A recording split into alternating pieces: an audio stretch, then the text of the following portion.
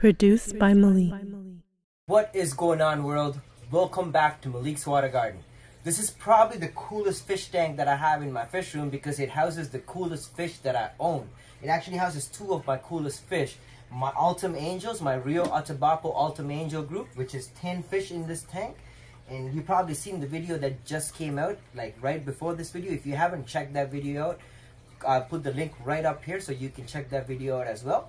And it also houses my 8 Psudohemiodon apithanos. What I have are the real deal Psudohemiodon apithanos, and I actually also have a leucistic, which is actually, I'm going to name her Red Lucy. So if you guys think Red Lucy is a really cool name for this fish, which you'll see some beautiful footage of, comment below and let me know if you think that's a really cool name for this fish. Now, having said that, these fish are really cool. I have 8 of them at varying sizes, and my plan is to breed them. I actually got 6 of them about 5 months ago from my friend Jason, and 4 of them died on the first night, within the first 24 hours actually, and I actually have 2 that remaining. So we don't know how those 4 died. I'm pretty sure it was a shipping mishap or something like that. These fish do stress out really quickly. They do not swim. For the amount of time I've had these fish, they never swim. They actually don't ever swim. Even the red lizard catfish do a little bit of swimming. I mean, the Rhinoloricaria species, they do swim a little bit, or they'll sit on the glass and they'll fall from the glass. They'll do some vertical type of stuff a little bit at least, but with these guys there's no vertical movement, so they do need a really good sand bed, a clean smooth sand bed to be comfortable. So we're going to be looking at these fish and general care and maintenance. There's not a lot of information on these fish, so this is why I'm making this video. So subscribe down below and hit that notification icon, because I'm pretty sure there's going to be a part 2 and a part 3, as well as a breeding video, because I do have a breeding group in here, and I am planning to spawn them. That's the ultimate idea of having these fish. So we will be attempting spawns and hopefully getting some spawns in the near future. So stay tuned for that, and subscribe if you haven't, and hit that notification icon so you get updated when that video, as well as many other videos like this, get uploaded. Now, the first thing I'm going to say is these guys are river dwelling fish, so they come from a current environment and they do require heavy flow. So what I'm using in this tank is a Penplax 610, and I'm also using some sponge filters which are like up here, so you'll see them on some beautiful footage that you're seeing. And but there's nothing on the ground level for the fish to get stuck or wedge themselves against, because they are a catfish, and catfish are sometimes known to wedge themselves in between places where they cannot get back out because of their fins and the sharp stuff that they have. So these guys are flat fish, and you do not want to get them stuck. So don't have rocks or any other wood or anything like that the fish can potentially go into and not come back out from. Now extends to even round rocks and other stuff like that. Unless you have the rock right in the middle of the tank, which is not going to look aesthetically pleasing, you do not want to have it, because if you have, let's say, a pile of rocks in the corner, the fish might get spooked and try to run between the rocks and not be able to come out, or have the rocks fall on him, which are on top, whatever. And you don't want to have this type of mishap, so don't have any decor in the sand. And they are also better in a species only tank. So in this tank, the only thing that's actually dwelling in the bottom environment with them is the corridor. So they're not really a threat to them. I did have some angelfish in the tank, and I'm pretty sure you've seen them in some of the previous videos where I unboxed these guys and stuff. They were with some larger angels, but I noticed that the bigger angels were bothering them a little bit, especially the red one, the leucistic one. So like I had to move the angelfish out, and I did move some of the smaller ultims in here so that they can grow out for a while. But having said that, you have to be really careful with what you keep these fish. I wouldn't keep any bottom dwelling fish with them, including other types of similar looking fish, because they probably are territorial. And so we will be finding out those information in the near future. Now at this point, the information I have is on basic care and maintenance. I'm keeping these guys at about 7.4 to about 7.0 pH. I let the pH drop to about 7.0 to about 6.9 throughout the week or 2 weeks in between water changes, sometimes even 3 weeks. But I do keep my nitrates below 20 parts per million. Now, having done that, I do add the oak leaves every time I do a water change, and to help with the tannins, as well as bringing the pH down a little bit. So you will see some oak leaf litter throughout the tank. I did move some of it out of the way so you can see the fish clearly, but right now you can't see anything because they're all hiding under the sand bed. So this is what you can expect with these fish. They're not going to come out throughout the day or night, except for feeding. The rest of the time, the only time I've actually seen them out is they do enjoy sitting at the outflow of the filter. I'll put some B-roll footage of that. I do have the filter outflow as low to the sand bed as possible without actually disturbing the sand itself, so that the fish can get a lot of current on their face. They seem to enjoy that quite a bit, and I catch the entire group actually sitting on the sand right in front of the outflow at night and stuff, but they're like literally submerged under the sand. The sand essentially acts like another medium for them. They like they're sand living animals, so you really need to have at least a 1 to 2 inch sand bed for these types of fish. Highly recommended for most types of loricariids actually, but for these guys I believe it's quite important for them. I actually do find sand in their poop as well. I have been examining some of their poops just to see what type of foods that they're eating out of the food that I'm giving them. But I mean, I'm noticing that whatever I throw in the tank, they are eating them. I'm feeding them tetratropical color granules. I'm feeding them a lot of Nutrifin bug bites. Nutrifin, if you are watching, I need your food. So holler at your boy, because I need this stuff like right now, like yesterday. So, you know, give your boy a shout out. At least send me a box of food or something. But I'm feeding them bug bites. I'm feeding them bug bites quite a bit. A lot of my fish do like it. The bug formula, the color enhancing formula, which the high protein and stuff like that. They do seem to eat some Playco chips, wood chips, with catfish chips, angel fins, catfish chips. I fed them before. They've eaten that. They ate Sarah Welsh chips. They seem to like that. Pretty much everything I throw in the tank. It's really fun watching these guys eat, but they're not a beginner's fish. These guys are advanced fish. I do not recommend getting these guys if you don't have experience in the hobby and you do not know what you're doing. And also for the tank dimensions, you want a large enough tank. The actual tank volume does not seem to matter because the fish do not move beyond the bottom 2 inches. So the fish essentially lives in the sand, okay? So you could have a tank with 3 inches of water, 1.5 inches of sand, and a lot of flow going through it.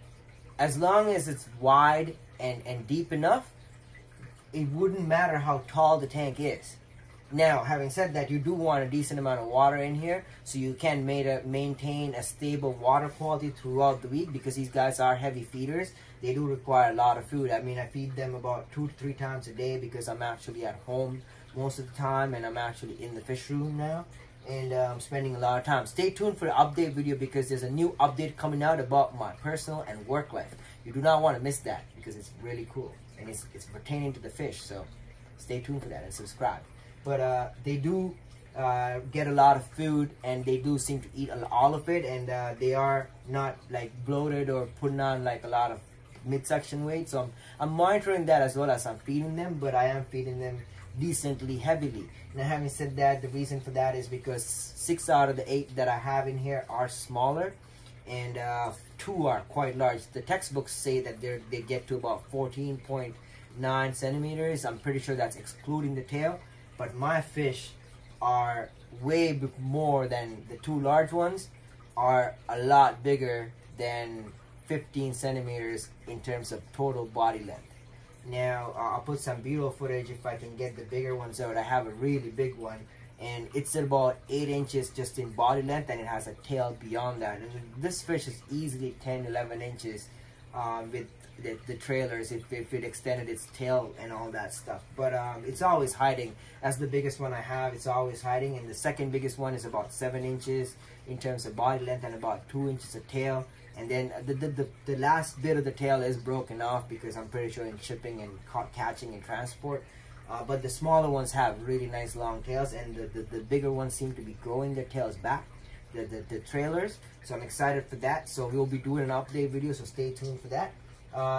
So in terms of tanks dimensions, I would say something with at least 30 inches wide and 3 to 4 feet long would be ideal for 1 to 2 fish. And if you want to keep more than that, I would recommend a larger tank. These guys are currently in a smaller tank. They are in about 3 feet across by 13 inches wide, and so that's 36 by 13 inches. It's about a 37-gallon tank. It says a 37 tall, but I mean it might even be about 36 or 35 gallons in terms of total actual water. But they are going into, at least the larger ones are going to go into my 55-gallon, which is outside, which is currently housing some grow-out angels. Now, after quarantine, and when they are getting into the spawning mode and they start doing that stuff, we will be documenting a lot of that stuff. So stay tuned. But at the end of the day, as it happens, I will be moving them. I've actually set up the tank with sand and everything, and the tank is ready to go. The filter is being established. The angels are doing a good job establishing a really good bioload on the filter, and so we will be doing that for these guys. And I'm getting heaters and all that good stuff for them, and really gonna be fun. Now, having said that, at the current moment they are happy in this tank, and it is a quarantine tank. Actually, they've been in quarantine for about 8 weeks now for the smallest ones and the red one. And for the larger ones, I've had them for about 5 months in quarantine, and they are now with other fish. I haven't lost any this time. I got 6 new ones, and I'm really happy that I haven't lost them. So that's what I can say about them. There's not much more I can say because I don't know much more, because collectively even the knowledge we have on these guys are quite limited. So it's a really good opportunity for me as well for learning about these cool fish. This is probably the coolest fish I have, is the red one. It's probably one of a kind. Seems to be a leucistic member of the group. They are all caught in the same location, so they are the same species. So if anybody's wondering, they are Psudohemiodon apithanos are, instead of a regular Psudohemiodon apithanos, no, it's just a regular fish with a leucistic pigmentation. So it's lacking black pigmentation as far as I can tell. The 4 fish that I did lose are going to go to my friend who works at the Royal Ontario Museum, as well as a few other research facilities across the country. I'm not going to name drop, but they are going to him, so he will be studying them, as well as a lot of other fish. So if you are watching, I'm pretty sure you are, because I know you are subscribed to my channel. You will be getting a lot of fish, not because I lost a lot of fish, because I have been collecting fish myself, anything that has died in my facility through shipping and import and stuff like that, as well as I've actually told a few other people that I know that are in the hobby to also collect their rare fish and also catalog them as much as they can. And so you'll be getting a nice large group of these guys to study for scientific purposes. So that's the main goal of this channel as well, to learn as much as we can. And with the live ones, we're going to try to get them to spawn and figure out how they spawn, what the triggers are, what they need. I mean, they seem to be quite easy. They seem to be river fish, so a 7.0 pH seems to be ideal. That's where I like to keep these guys. Actually, the pH drops to about 7.1 to 7.0 over the next couple of days. I just did a water change, so it's about 7.5 right now, or 7.4. But as the time passes, the oak leaves does their trick. The pH does drop a little bit, and I try to maintain it at about 7.0. And as it drops below 7.0 or 6.9, 6.8ish, I do a water change and bring it back up. So I mean, it's a little trick. That's something I've been doing with a lot of these tanks, these guys as well. Zebra pleco breeding video is coming up next, so stay tuned for that and subscribe. This video is going to be featuring Dr. Thomas.